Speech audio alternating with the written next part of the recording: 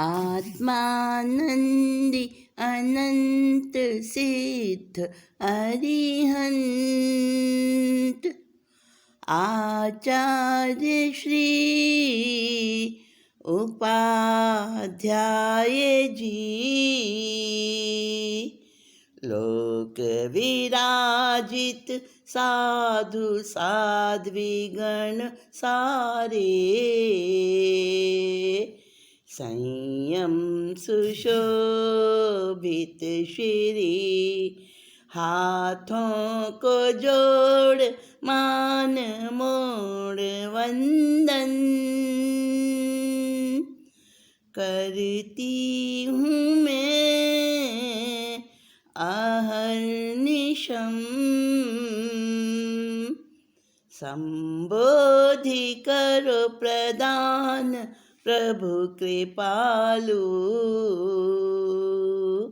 पापों को कर सकूं हनन पापों का कर सकूं शमन।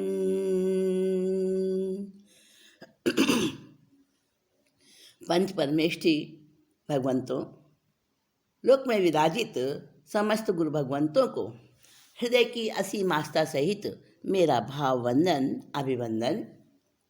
आप सभी के अंतःस्थल में विराजित शुद्ध परमात्मा तत्व को भी मेरा अभिनंदन। साथियों, विजयपुरी की हालत बड़ी दयनीय बनी हुई है।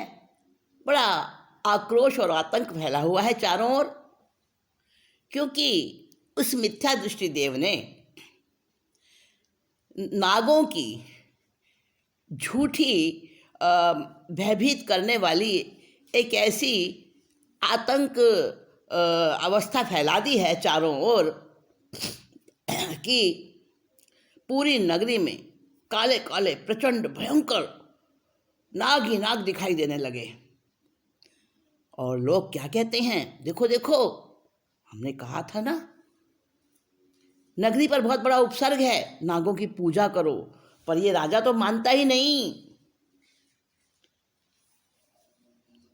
क्या करें अब?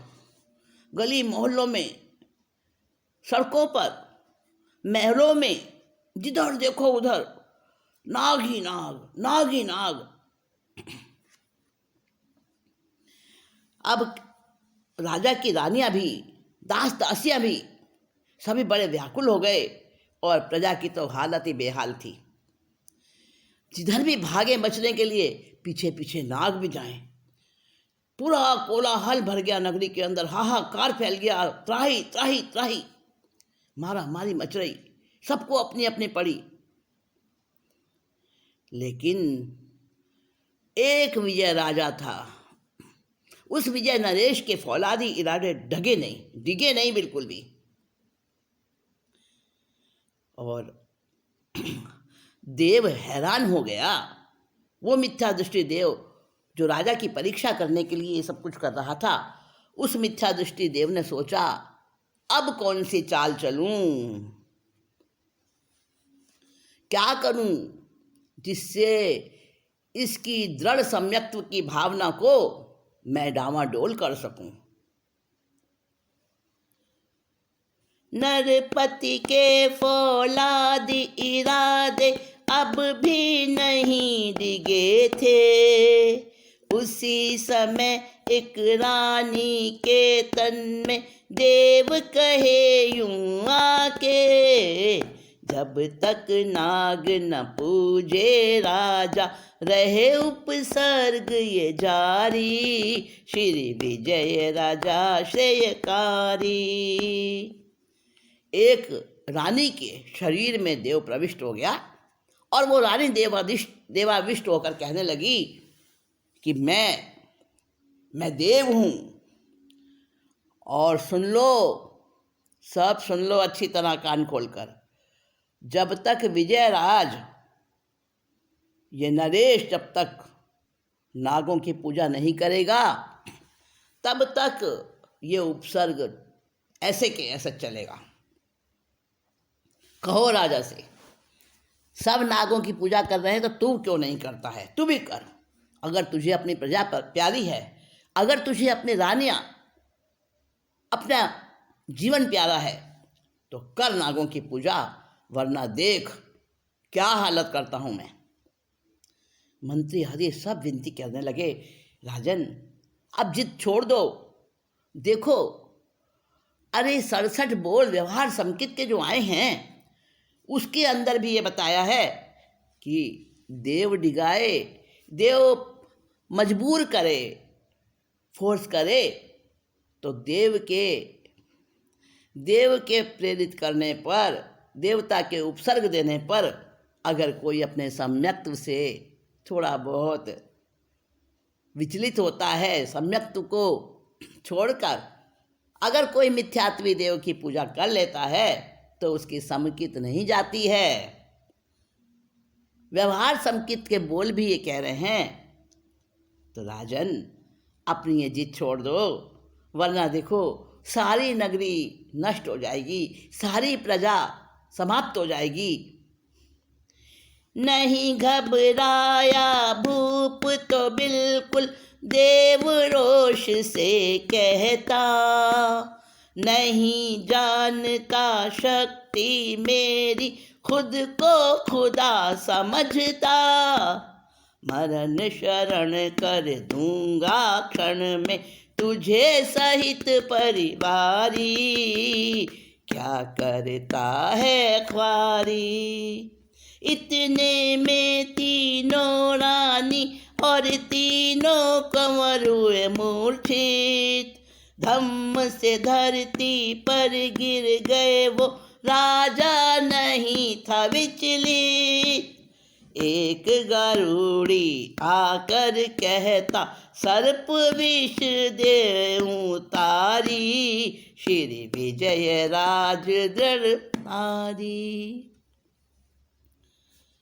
राजा से सब लोग कह रहे हैं, मंत्री, पुरोहित, सेनापति, रानियां भी सभी राजा से मिन्नतें कर रहे हैं, राजन छोड़ दो जिद को, अरे कुछ नहीं होता, नागों की पूजा कर लो, ये उपसर्ग टल जाएगा। लेकिन दृढ़ धर्मी शुद्ध सम्यक्त्व का जो धारी होता है उसकी श्रद्धान ठोस होती है, जरा भी विचलित नहीं हुआ। यहाँ तक कह दिया देव ने रानी के शरीर में आके कि अगर तू राजन नागों की पूजा नहीं करेगा ना तो मैं तेरी नगरी को नष्ट भ्रष्ट कर दूंगा, तेरी सब रानियां मर जाएंगी, पूरी प्रजा तेरी काल के गाल में चली जाएगी। पर राजा तो भी नहीं घबराया। अब देव को बहुत जोर से क्रोध आया, गुस्सा आया और बड़े रोष आक्रोश के साथ कहने लगा, क्या समझता है तू ही एक संकितधारी है, नहीं मेरी शक्ति को नहीं जानता। अरे मैं क्या कर सकता हूँ, तेरे सारे परिवार सहित तुझे खत्म कर दूंगा, मार डालूंगा तुझे। लेकिन विजय नरेश, वो विजयपुरी का धन्य है वो राजा जिसके मन में एक भी रोम में भी उसके कहीं भी कोई कंपन नहीं आया। देव तो राजा के सब भावों को देख रहा था, परख रहा था, और जैसे जैसे वो हार रहा था, चोट खाई हुई शेरनी की तरह, नागिन की तरह से उसके अंदर और गुस्सा भर रहा था, बदला लेने का, प्रतिशोध, कैसे इस राजा को मैं अपने पैरों में गिराऊं, ये उसके अंदर में चल रहा था। और उसने क्या किया दोस्तों, ध्यान से सुनना, हम कैसे सम्यक्त्वी हैं इसकी भी परख करना जरा। विजय राजा उसके देखते देखते ही तीनों रानियां मूर्छित हो गईं, धरती पर धमाम से गिर पड़ी, और तीनों राजकुमार भी मूर्छित हो गए। वो छोटे छोटे मासूम बच्चे, उनके मुंह से झाग निकलने लगे, शरीर पूरा का पूरा उनका कांप रहा है। लेकिन राजा के तो जरा सी भी घबराहट नहीं, वही उपशम, वही शांति, वही तेज धर्म का उसके चेहरे पर। सारे के सारे लोग कह रहे हैं, देखो अरे ये राजा तो पत्थर बन गया, पत्थर, इसे तो किसी का भी मोह नहीं रहा, किसी से प्यार नहीं करता। एक गारुड़ी आया इतनी देर में। गारुड़ी समझते हो ना? अरे वो मंत्र तंत्र करने वाले, सर्प का जहर उतारने वाले होते हैं गारुड़ी। वो आया, अपने आप से आया, किसने बुलाया नहीं उसको। अरे वो देवी था, गारुड़ी बनकर आया था। हाँ, तो वो गारुड़ी आता है और कहता है बोलो जहर उतारूं सर्प का। ये सारे के सारे तुम्हारी रानियां और तुम्हारे राजकुमार अभी ठीक हो जाएंगे। लेकिन विजय नरेश ने हानि भरी और बाकी के जितने लोग वहाँ थे कहने लगे हाँ हाँ हाँ जहर उतार दो, आप हमारा ये उपसर्ग टाल दो, कम से कम हमारी रानी और हमारे राजकुमार तो जिंदा हो जाएं। देखो कैसे बेहोश हुए पड़े हैं। तो देखो मैं बुलवा लेता हूँ, अभी सांप को मैं बुलवा लूँगा, मेरे मंत्र पढ़ते ही सांप आ जाएगा यहाँ। हाँ हाँ बुलवा लो आप, प्लीज करो, कुछ करो हमारे लिए। सारे लोग उसके विनती करने लगे। गारुड़ी कहने लगा ठीक है, देखो मेरी ताकत, देखो मेरी शक्तियों को, अभी बुलाता हूँ, जिस सर्प ने इनको डसा है वही आके जहर चूसेगा। और गारुड़ी ने मंत्र पढ़ा। मंत्र तो क्या पढ़ा, झूठ मूठ का सारा वो नाटक किया। मंत्र पढ़े बुलवाया सांप को, वो कहे जहर मैं चूसूं, राजा कर ले नमन तो सबका कष्ट अभी मैं हर लूं। गारुड़ी बोला कुछ नहीं बिगड़े, नमो भूप एक बारी, श्री विजय राजा दृढ़ समकित धारी। वो गारुड़ी उसने मंत्र पढ़ के सांप को बुला लिया। सांप आया और एकदम मनुष्य की वाणी में कहने लगा अभी चूस लूँगा जहर, ये सारे के सारे ठीक हो जाएंगे, रानी भी और राजकुमार भी। लेकिन बस एक ही शर्त है मेरी, ये नरेश जो है ना, ये मेरे चरणों में नमस्कार कर ले एक बार। गारुड़ी बोला अरे राजन क्या बिगड़ता है, कर लो ना, नागराज को प्रणाम, सारी मुसीबत टल जाएगी। लेकिन विजय राजा ना तो भयभीत था और ना ही डरा हुआ था, ना उसके शरीर में, ना उसके मन में एक रोम में भी कहीं भी कोई कंपन नहीं था। तो नहीं नहीं नहीं, उसके तो शरीर की एक एक अंग और आकृति बोल रही थी ऐसा नहीं, कभी नहीं करूँगा, कभी नहीं करूँगा। तो वो गारुड़ी कहने लगा राजन तुम जैन हो? अरे मैं भी तो थोड़ा बहुत ज्ञान रखता हूँ जैन धर्म का, मुझे पता है श्रावक को छूट होती है, ऐसा उपसर्ग आ जाए तो श्रावक को छूट होती है, आगार होता है नियम में। नरपति दृढ़ता पूर्वक बोला ऐसा नहीं कायर में, अपवादों का सेवन करना जरा नहीं चाहूँ मैं, धर्म मिला दुर्लभ परिजन धन मिले अनंती बारी, श्री विजय राजा दृढ़ धर्मी। प्राण जाए पर स्वार्थ पने में नमू नहीं कुदेवों को, शीश झुकेगा मेरा केवल अरिहंतों सिद्धों को, तू अति पछताएगा राजन गारुड़ी उठा ललकारी, श्री विजय राज श्रेयकारी। जब गारुड़ी ने कहा अरे मैं भी धर्म का ज्ञान रखता हूँ, मुझे पता है कि श्रावक हो तुम, कोई साधु थोड़ी ना बन गए हो, और श्रावक के नियमों में तो आगार होता है, अगर तुम नागराज को बंधन कर लोगे तो कोई तुम्हारी समकित नहीं चली जाएगी। अब आगार की बात आई तो विजय नरेश ने कहा अरे आगार छूट अपवाद सब होते हैं कायरों के लिए, मैं कायर नहीं हूँ, मिला अनेकों बार मिला ये जीवन, अनेकों बार मिले राजा रानी कुटुंब परिवार धन दौलत, लेकिन धर्म नहीं मिलता बार बार। इनके लिए मैं धर्म को छोड़ दूं? कभी नहीं। चाहे मेरे प्राण चले जाएं, पर अपने स्वार्थ में कभी मैं कुदेव को वंदन नहीं करूंगा, ना नमस्कार करूंगा, ना उसके सामने झुकूंगा। अगर मेरा कभी सिर झुकता है और झुकेगा तो अरिहंत और सिद्धों को ही झुकेगा। साफ साफ सुन लो, कोई भी मुझे दोबारा ना कहे, मैं अपने धर्म को नहीं छोड़ने वाला। अब वो गारुड़ी एकदम जोर से ललकार के कहता है, राजन बहुत पछताएगा, देख ले, देखा जाएगा। बड़े सहज भाव से विजय नरेश ने कहा। अब उसने क्या किया, मिथ्यात्वी देव क्रोड़ा क्रोड़ भुजंग प्रकट हो लिपट गए फिर सबसे, एक विशाल अति विकराल व्याल लिपटा राजा से, अंग अंग में डंक मारता वेदना होती अपारी, श्री विजय राज श्रेयकारी।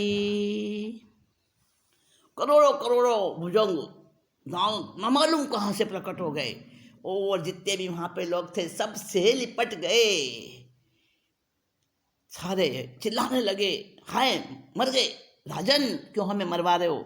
और उस समय एक बड़ा विशाल विकराल भयंकर नाग राजा के शरीर से लिपट गया बुरी तरह से आके, और जगह जगह उसके रोम रोम में काट रहा है, डंक मार रहा है अंग अंग में। बहुत वेदना हो रही है राजा को, लेकिन बड़े समभाव से सारी वेदना को सह रहा है, और परमेष्टि में उसकी सुरता लगी हुई है। बस परमेष्टि के चरण शरण में अपने आप को उसने छोड़ दिया। और तभी बड़े बेटा जो था राजा का, बड़ा कंवर, वो जोर से चिल्लाया, हाय मैं मरा। और सामंत फिर से गारुड़ी को हाथा जोड़ी करके लाए और कहने लगे, हमारे राजा बड़े जिद्दी हैं, क्या करें, आप इसे ठीक कर दो राजकुमार को हमारे। तो वो कहने लगा, गारुड़ी बड़े अभिमान से गर्दन तान के कहता है, क्या करूं मैं कुछ नहीं कर सकता। तुम्हारा सम्राट अपने बेटे की रक्षा करना चाहता ही नहीं है, उसके प्राण ही नहीं बचाना चाहता है। अरे एक बार सरफराज को नम लेगा, नमस्कार कर लेगा, क्या बिगड़ जाएगा। राजा कहे, अरे मुझे क्या सिखाते हो तुम, मैं सब समझ रहा हूँ। जब किसी जीव को, किसी प्राणी को जो सर्प काटता है ना, तो कब तक जीता है वो मुझे मालूम है। गारुड़ी बोला, हाँ 6 महीने तक तो जी सकता है।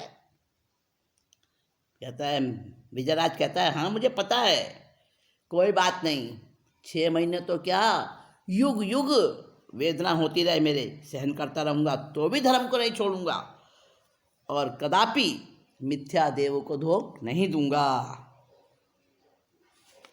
सारे ही हार गए, कोई राजा को समझा नहीं सका। न मालूम कहाँ से उस समय एक मुनिराज आ गए, जैन मुनि आ गए, और राजा से कहते हैं, राजन क्या कर रहे हो। अरे छोड़ो ये सब, ऐसी जिद नहीं करते हैं। अब राजा कहे, जैन मुनि को अगर मैं आदर सम्मान नहीं दूंगा, इनकी बात नहीं मानूंगा, तो धर्म की हेलना होगी। क्या करूं। अब तो बुरा फंसा। और राजा ने उस समय क्या सोचा, ध्यानस्थ हो गया, चुपचाप मौन ध्यानस्थ हो गया। अपने आत्मा के साथ उसने तार जोड़ लिया अपना। अब धर्मदेव का, जिन शासन देव का सिंहासन कपाया, सिंहासन कापा, तो जिन शासन देव ने अवधि ज्ञान लगाया, हो मेरे श्रावक पर इतना भयंकर उपसर्ग मिथ्यात्वी देव के द्वारा। तुरंत दिव्य प्रकाश हुआ, सारे सर्प गायब हो गए, और देव चरणों में आया, अपना मुकुट राजा के चरणों में रखा और कहने लगा, राजन मेरी भूल क्षमा दो, क्षमा कर दो। शावक नाग गरुड़ मुनि सब रूप बनाए मैंने, तीर्थंकर प्रभु को झुठलाने की करी कोशिश मैंने। हाय आसात न करके कैसे करम बांध लिए भारी, श्री विजय राज श्रेयकारी। अब वो मिथ्यात्वी देव चरणों में आया और विजयराज से कहता है, मुझे क्षमा कर दो, मुझे क्षमा कर दो, धन्य है तुम्हारा समुचित श्रद्धान। श्रावक बना, नाग बना, गारुड़ी बना, मुनि बना, कितने रूप बनाए मैंने, और तीर्थंकर प्रभु को भी झुठलाया मैंने। हाय हाय कैसे कर्म बांध लिए, कितनी आशातना कर दी मैंने। कितना भी तुमको धन्य धन्य कहूँ उतना ही कम है। देखो देखो देखो राजन, तुम्हारी रानियाँ, पुत्र, प्रजा सब स्वस्थ हो गए हैं। अब तो कुछ सेवा बताओ, मैं तुम्हारी सेवा करके पूर्ण हो जाऊं, अपने को धन्य समझूंगा। राजा कहने लगा, धर्म कल्प तरु पास है मेरे, अब बबूल नहीं चाहूं। मिथ्या दृष्टि तज के ले लो, सम्यक मैं भाग्य सराहूं।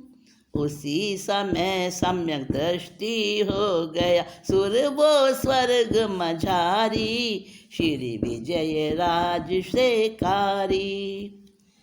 जब उस देव ने कहा, कुछ मांगो, धन्य हो गया हूँ मैं तुम्हारे दर्शन करके। इंद्र ने मुझे कहा था और मैंने इंद्र की बात झुठलाई थी, तीर्थंकर प्रभु को झुठलाना चाहा था। कैसा मैं अधम हूँ। अब कुछ सेवा बताओ, कोई इच्छा बताओ, मैं पूरी करूँगा। राजा विजय कहने लगा, अरे मेरे पास तो धर्म रूपी कल्प वृक्ष है, ये बबूल, ये कांटे वाले सारे संसार की लौकिक इच्छाएं नहीं चाहिए मुझे, कुछ नहीं चाहिए अब मुझे। बस अगर तुम चाहते हो देव दर्शन मिथ्या नहीं जाता, तो तुम मिथ्या दृष्टि छोड़ दो और सम्यक्त्व ले लो। उसी समय वो सम्यक दृष्टि देव बन गया और अपने स्वर्ग के अंदर चला गया। मंत्री, सामंत, प्रजाजन सारे के सारे, रानियां और राजपुरोहित, सेनापति सारे बड़े हैरानी से विजय नरेश को देख रहे हैं और उसके दृढ़ सम्यक्त्व के सारे ही गुण गा रहे हैं। बड़े पुत्र को राज सौंपा और विजयराज तो नरेश तो चले निवृत्ति लेकर, दीक्षा धार ली उन्होंने। अब 2 बेटों, 3 रानियों के संग स्थानक में रहने लगा राजा विजय। धर्म ध्यान में समय बीतता था। बड़े पुत्र को राजा बना दिया था, बाकी के 2 बेटे और 3 रानियां उसके साथ में थे, लेकिन सब अपनी अपनी साधना में, आत्मा में सब रमन करते थे। और विजयराज का चिंतन चलता निश्चय न के अनुसार, संसार का व्यवहार नहीं करना। निश्चय में तो कौन है, निश्चय में सुदेव सुगुरु कौन है। निश्चय में है सुदेव सुगुरु, सिर्फ आत्मा मेरी। शक्ति भरी सुधर्म की इसमें, सद्गुणों की ये ढेरी। क्षायिक समकित अनंत ज्ञान दर्शन की है ये भंडारी। श्री विजय राजा श्रेयकारी। निश्चय नय के हिसाब से राजा ने चिंतन किया कि सुगुरु और सुधर्म और सुदेव सब कुछ मेरी आत्मा है, इसमें ही अनंत शक्तियां हैं, अनंत आनंद का ये भंडार है। प्रतिक्रमण के बाद ध्यानस्थ होकर चिंतन करने लगे विजयराज और धर्म ध्यान से शुक्ल ध्यान के शुक्ल ध्यान के ऊपर ऊपर के श्रेणियों पर चढ़ते चढ़ते पृथक्त्व एकत्व वितर्क जो चौथा पाया, वहाँ पहुँच गए। शुद्ध उच्च प्रकार की विशुद्धि उनकी आत्मा में हो गई। कर्म खपाकर भाव श्रमण हो गए और उसी समय केवल ज्ञान प्रकट हो गया। देवों ने मुनि वेश पहनाया उनको। धन्य धन्य, अहो ज्ञानम अहो ज्ञानम। देव दुंदुभियाँ बच गई। 12 प्रकार की परिषद इकट्ठी हो गई और केवली सर्वज्ञ विजयराज वो धर्म देशना देने लगे। सारे प्रजाजन आनंदित होकर सुन रहे हैं, अनुमोदन कर रहे हैं और उन्होंने भी अपने कर्मों की बहुत बहुत निर्जरा करी। और जो बड़ा भाई था वो भी संयम ले रहा है।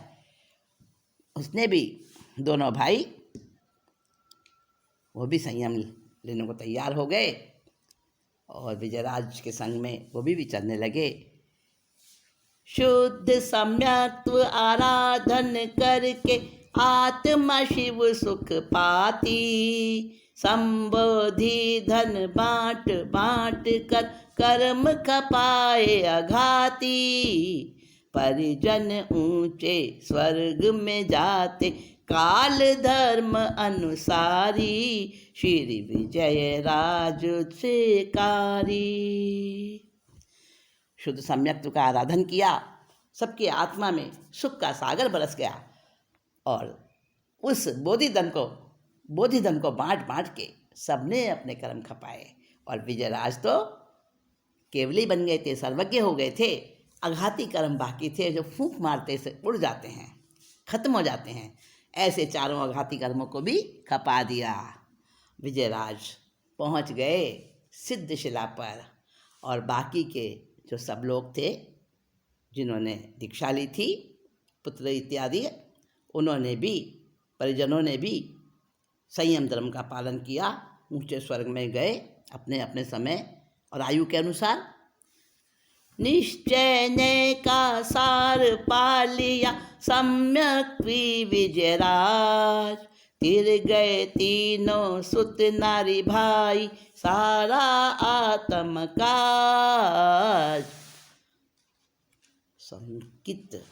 समुचित क्या है?